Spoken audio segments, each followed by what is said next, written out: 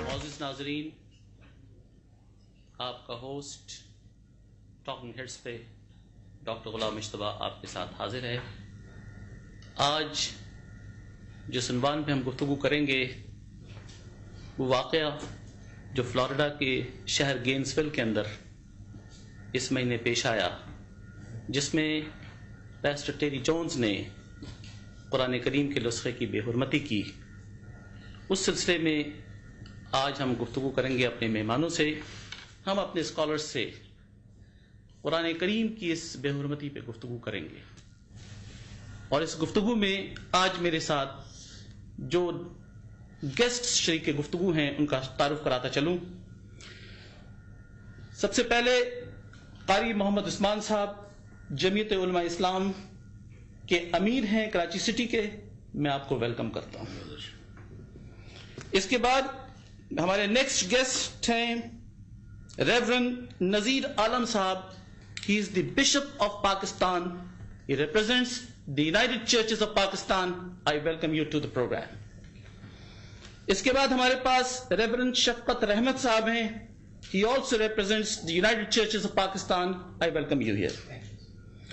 Reverend Benjamin Babar صاحب، again who represents the United Churches of Pakistan. I welcome you also.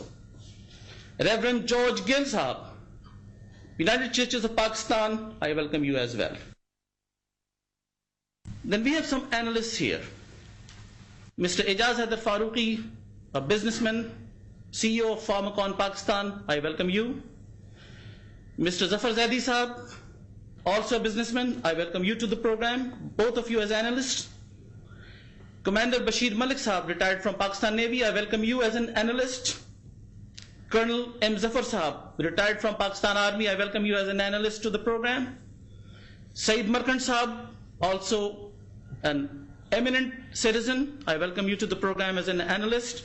اس کے بعد غلام مرتضی مہروی صاحب، secretary general سنی council, میں آپ کو ویلکم کرتا ہوں اس پروگرام میں۔ مولانا محمد صدیق قادری صاحب، سرپرست سنی کونسل پاکستان، میں آپ کو ویلکم کرتا ہوں۔ آپ کی بڑی گفتگو اس پروگرام سے پہلے زوردار سن رہا تھا، اور میں یقین کرتا ہوں کہ اس پروگرام کے اندر بھی آپ اسی زوردار انداز میں اپنی گفتگو کو پیش کریں گے۔ میں آپ کو ویلکم کرتا ہوں۔ اس کے بعد مولانا اشرف گرمانی صاحب، صدر سنی کونسل۔ مولانا قادری محمد امین صاحب، نائب صدر سنی کونسل۔ عارف مٹھانی صاحب، لیڈر پاکستان پیپلز پارٹی۔ جناب علامہ شبی رضا صاحب، جید شیعہ عالم، مشہور شیعہ عالم، اسلامک اسکالر۔ میں شیعہ اور سنی کہنا نہیں چاہتا ہوں ناظرین، لیکن صرف سمجھانے کی غرض سے میں یہ بات کہہ رہا ہوں، Islamic scholar is an Islamic scholar for me. پھر جناب ہمارے پاس نصر اللہ شجی صاحب، leading leader of Jamaat Islami in Karachi city, اکثر ان کا نام ہم سنتے رہتے ہیں، میں آپ کو ویلکم کرتا ہوں اس پروگرام کے اندر۔ Then we have lieutenant general retired Syed Pervez Shahid صاحب، presently chief commissioner Pakistan scouts, I welcome you to the program. ناظرین، یہ ہمارے مہمانوں کا مختصر سا تعارف تھا۔ اس کے بعد ہم جائیں گے ایک چھوٹے سے کمرشل بریک پہ، اور کمرشل بریک کے بعد اپنی گفتگو کا باقاعدہ آغاز کریں گے۔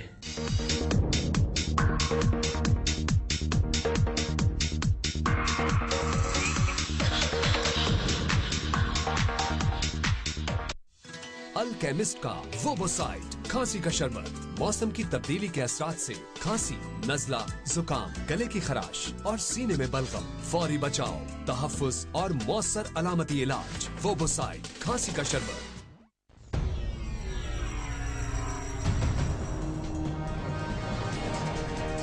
اوور کانفیڈنٹ ہونا بہت بری بات ہے، صرف کانفیڈنٹ ہونا ہی اچھا ہے۔ पहले वो 3600 में से बेहतर निकला हूँ, अब इन 100-200 में से बेहतर निकलना चाहूँगा। मुझे थोड़ी उम्मीद है कि मैं नेक्स्ट राउंड में भी सिलेक्ट हो जाऊंगी। प्रोग्राम बिल्कुल अच्छा चल रहा है, शफाफ हो रहा है यहाँ पे सिस्टम। मेरा नाम सिराजुद्दीन है, मैं पेशावर से आया हूँ। मैं जंग से आया हूँ, आई कैन विन। अपनी सारी उम्मीदें अपनी सारी एफर्ट्स में आगे लेकर चलूँगी। आपको लगता है कि आपको मिल जाएगा येलो कार्ड? लास्ट टाइम भी नहीं लगता था कि मुझे ब्लू कार्ड मिलेगा। But confident. आपको लगता है कि आज आप जिस तरह आई हैं, आप मतलब जजेस फौरन से पहले आपको कार्ड दे देंगे? होपफुली इंशाल्लाह। ये जो चार्म और इंटरेस्ट देख रहे हैं लोगों का, हम I think it's a good ओमन। अस्सलाम वालेकुम, रुहिल कबीर आपके सामने छतों के साथ। This is actually we are looking for an anchor. मैं दोनों कर सकती हूँ, मैं दोनों बनना चाहती हूँ एक ही टाइम में। बात है आसिफ, ये खबरें कैसे पढ़ोगे? माहरीन का कहना है कि अदलिया और हुकूमत के माबैन टकराव की कैफियत संगीन हो गई। अपना स्टाइल बहुत बेहतर है, उसको डेवलप कीजिए। एंकर नंबर 1 देखिए हर हफ्ते की रात 10:05 पर।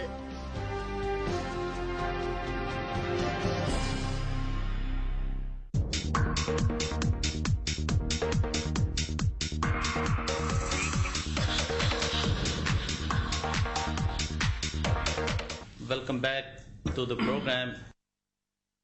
इस वक्त हम अपनी डिस्कशन को ओपन कर रहे हैं अपने गेस्ट्स के लिए, और सबसे पहले मैं जमीयत उलमा इस्लाम के रहनुमा कारी उस्मान साहब से ये सवाल करूंगा कि कुरान करीम आसमानी किताबों में से आखिरी किताब है और आखिरी ज़मा नबी करीम सल्लल्लाहु अलैहि वसल्लम को, इमामुल अंबिया को ये किताब दी गई। इस किताब की आम इंसानों के लिए इसकी क्या हैसियत है और इसके तक़द्दुस को हमें किस तरह मेंटेन करना चाहिए, बिलखुसूस ग्लोबल विलेज में जो कि प्लूरलिस्टिक सोसाइटी है, एक ऐसी सोसाइटी जिसके अंदर हिंदू भी बसते हैं और क्रिश्चियनिटी के फॉलोअर्स भी हैं, और अभी तस्हीह की गई कि आप ईसाई का लफ्ज़ इस्तेमाल ना कीजिए। बिशप साहब ने ये बात कही तो ये मैं ऑन रिकॉर्ड कहना चाहता हूँ कि ईसाई का लफ्ज़ इस्तेमाल ना किया जाए, तो मसीही का लफ्ज़ इस्तेमाल किया जाए। और इसी तरह एक और तस्हीह अभी आपने की कि सुन्नी उलमा काउंसिल के लीडर्स मौजूद हैं, तो ये तस्हीह भी नाज़रीन आपके लिए। क़ारी साहब, आप ये बताइए कि कुरान करीम की हैसियत और प्लूरलिस्टिक सोसाइटी के अंदर जहाँ पे तमाम मज़ाहिब के लोग बसते हैं, कुरान करीम के तक़द्दुस को किस तरह मेंटेन किया जा सकता है और आलमी बरादरी को हम किस तरह बता सकते हैं कि इस सूरत हाल को किस तरह डील किया जाए, या क्या रास्ता है जो इस तरह का वाक़या पेश आया, इस किस्म के वाक़यात को रोका जा सकता है? जहाँ तक कुरान पाक की मौजूदा बेहुरमती का ताल्लुक है और उसके साथ साथ कुरान पाक इंसानियत के लिए क्या है,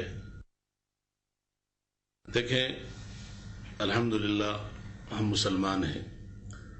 जिस तरह कुरान पाक आखिरी किताब है, नबी अकरम सल्लल्लाहु अलैहि वसल्लम इस तरह आखिरी नबी हैं, उसी तरह कुरान पाक आखिरी किताब है और इसके बाद कोई दूसरी किताब नहीं है। और नबी अकरम सल्लल्लाहु अलैहि वसल्लम पर जब ये किताब नाजिल हुई तो वैसे तो इसके तहफ़्फ़ुज़ और इसकी हिफाजत ये अल्लाह ने करनी है और उसका अल्लाह का वादा है, लेकिन इस वक्त जहाँ तक इस हवाले से देखा जाए कि कुरान पाक की तालीमात और कुरान पाक जो है वो इंसानियत के लिए, तो इंसानियत के लिए कुरान पाक रुश्द व हिदायत का एक मेयार है और कुरान पाक जो है वो सिर्फ मुसलमानों ही के लिए नहीं, पूरी इंसानियत के लिए है। इसमें इस वक्त जो वाक़या रुनमा हुआ है, मैं ये कहूँगा कि ये उम्मत मुस्लिमा पर एक हमला है और कुरान पाक की बेहुरमती का वाक़या जो जिस तरह एक पादरी ने किया है, ये एक फ़र्द की बात नहीं है। इसको हम ये नहीं समझ सकते हैं कि ये किसी एक फ़र्द की गलती है या उसने ये इर्तिकाब किया है। ये एक गहरी साजिश है और ये हुआ भी जिस मुल्क में है कि आज वो पूरी दुनिया पे कब्जा जमाने के लिए जैसा दहशतगर्दी और पूरे को अपनी लपेट में लिया हुआ है और ख़ास तौर पे निशाना इस्लामी ममालिक और फिर मुसलमान हैं उस मुल्क के, तो उसने उसके यहाँ उस मुल्क में अमेरिका में कुरान पाक की बेहुरमती का ये वाक़या یہ ایسا نہیں ہے کہ یہ کہیں کوئی اس سے بڑا چیلنج، اس سے بڑا حملہ اور اس سے بڑا کوئی دوسرا سانحہ یا واقعہ ہمارے لیے کم سے کم تو مسلمانوں کے لیے نہیں ہو سکتا ہے، اور یہ بہت بڑا حملہ ہے مسلمانوں پر. اور یہ بتانا ہے مسلمانوں کو کہ ایک ٹیسٹ کیس لینا ہے، ایک ٹیسٹ لینا ہے امریکہ نے کہ ہم نے، میں اس موضوع سے ہٹ کے ایک دو جملہ عرض کروں گا کہ جہاں پاکستان میں ہم نے ریمنڈ ڈیوس کو پراسرار طور پر اور پروقار طور پہ پروٹوکول کے ساتھ ہم نے انہیں رہا کیا، وہ قومی مجرم تھا. اس کے جواب میں اگلے دن ہمیں 80 بے گناہ پاکستانیوں کی لاشیں جو ہیں وہ ڈرون حملے کے اس میں ملی تحفے کے طور پہ، کہ یہ ہمارے لیے ایک امریکہ کا نے ہمیں ایک تحفہ دیا ہے اور حملہ کیا ہے. وہاں یہ امت مسلمہ پہ حملہ ہے اور امت مسلمہ کی غیرت کو للکارا گیا ہے. اب قرآن پاک کی میں، میرے بھائی، میرے ساتھ جو دوسرے آپ بھائیوں کے علاوہ جو ہم اس وقت مختلف مذاہب سے بھی تعلق رکھنے والے لوگ بیٹھے ہیں، جہاں قرآن پاک کی بے حرمتی کا واقعہ ہے، تو اس وقت آپ دیکھیں گے کہ ہم سے کہیں زیادہ یہ لوگ بھی اس کی مذمت کریں گے، مخالفت کریں گے. اس لیے تو یہ ہے کہ قرآن پاک جو ہے وہ ایک طبقہ کے لیے نہیں ہے، یہ پوری انسانیت کے لیے ہے. تو یہ جو واقعہ ہوا ہے اس کی بحیثیت مسلم قوم پورا پاکستان مذمت کرتا ہے، پوری دنیا اس کی مذمت کرتی ہے، لیکن صورتحال یہ ہے کہ جو ہونا چاہیے تھا، جس طرح انہوں نے اسلام پر حملہ کیا، قرآن پر حملہ کیا اور شاعر اسلام کے خلاف ایک عرصے سے مہم چل رہی ہے، تو اس حوالے سے اس وقت چاہیے تو یہ تھا کہ مسلم ممالک کے جو حکمران ہیں وہ اس پر صرف زبانی جمع خرچ کے سے ہٹ کے بالکل ایک ایسا ان کو ایک موقف اپنانا چاہیے تھا. امریکہ کو باقاعدہ اس سے یہ جرأت کرنی چاہیے تھی، کسی ایک ملک کو تو یہ جرأت کرنی چاہیے تھی کہ میں سفیر کو واپس بھیج دوں. کسی ایک اسلامی ملک کو، اگر سب نہیں کر سکتے ہیں، غلام ہیں ہم، تو کوئی ایک اس دنیا میں پیدا ہو گیا ہوتا اور کسی ایک اسلامی ملک کے سربراہ نے یہ جرأت کا مظاہرہ کر دیا ہوتا کہ ہم اپنے ملک سے امریکی سفیر کو اس لیے ناپسندیدہ شخص قرار دے کر بھیجتے ہیں کہ امریکہ میں قرآن پاک کی بے حرمتی کا یہ واقعہ رونما کیا گیا اور یہ ایک منصوبے کے تحت ہوا ہے. اب آپ دیکھیں کہ ایک جانب امریکہ جو ہے وہ پاکستان پر حملہ آور ہے، مسلمانوں پر حملہ آور ہے. ہماری قوم اس وقت جو ہے، ہم جہاں جو کچھ ہمارے ساتھ ہو رہا ہے اس میں اس کا 99% حصہ جو ہے وہ امریکی منصوبہ بندی کا ہے. دوسری طرف آپ پورے اسلامی ممالک کو دیکھیں، افغانستان کو دیکھیں، عراق کو دیکھیں، اسی طریقے سے اس وقت جو کچھ ہو رہا ہے وہ عرب ممالک کے ذخائر پہ قبضہ کرنے کے لیے، لیبیا پہ جو کچھ چڑھائی کی گئی ہے، جو جارحیت کی گئی ہے، یعنی یہ تاریخ کا بدترین ظلم ہے. اس سے زیادہ ہمیں، یعنی وہ ہر طرف سے ہمیں ڈس رہا ہے، ہمیں دیکھ رہا ہے کہ مسلمان جو ہیں وہ کس اس پہ ان کے لیے کون سا ایسا ایجیکشن ہونا چاہیے کہ جس سے وہ حرکت میں آئے. اور یہ آخری حملہ ہے، یعنی اور ان تمام چیزوں کو ایک طرف کر کے تمام اسلامی ممالک پہ حملہ آور ہونا، جارحیت کا ارتکاب کرنا، ہمارے ملک پہ ڈرون حملے ہونا، پھر ان سب سے بڑھ کر جو آخری حملہ ہے وہ اس نے امت مسلمہ کو چیلنج کیا ہے قرآن پاک پہ کی بے حرمتی کا ارتکاب. ناظرین، قاری صاحب یہ بات اسٹیبلش کرنا چاہ رہے ہیں کہ قرآن کریم پر حملہ ایک گہری سازش کا نتیجہ ہے، لیکن ناظرین فیصلہ یقیناً آپ کو کرنا ہے. یہ ایک پوائنٹ آف ویو ہے، اور پوائنٹ آف ویو کے اندر یہ بھی ہے کہ وائٹ ہاؤس نے اس کیس کو کنڈیم کیا ہے، پریزیڈنٹ اوباما نے اس واقعے کو، ہیلری کلنٹن نے سیکرٹری آف اسٹیٹ نے کنڈیم کیا ہے، اس واقعے کو دنیا کے تمام رہنماؤں نے کنڈیم کیا، اور میں ابھی آپ کو لسٹ بھی بتاؤں گا کہ کون کون سے رہنماؤں نے کہاں کہاں اس سلسلے میں اسٹیٹمنٹ دیا ہے. دوسری چیز یہ ہے کہ یہ واقعہ ایک ایسے چرچ سے بلانگ کرتا ہے جو کہ گینزویل کا چرچ ہے، اور یہ نان ڈینومینیشنل کرسچن چرچ ہے. This is very important, Nazreen. Non-denominational is something which do not belong to any denomination. It do not belong in Muslim culture. It do not belong to Shiite school of thought, or it do not belong to Deobandi school of thought, or it do not belong to Barelvi school of thought. It has no belonging at all.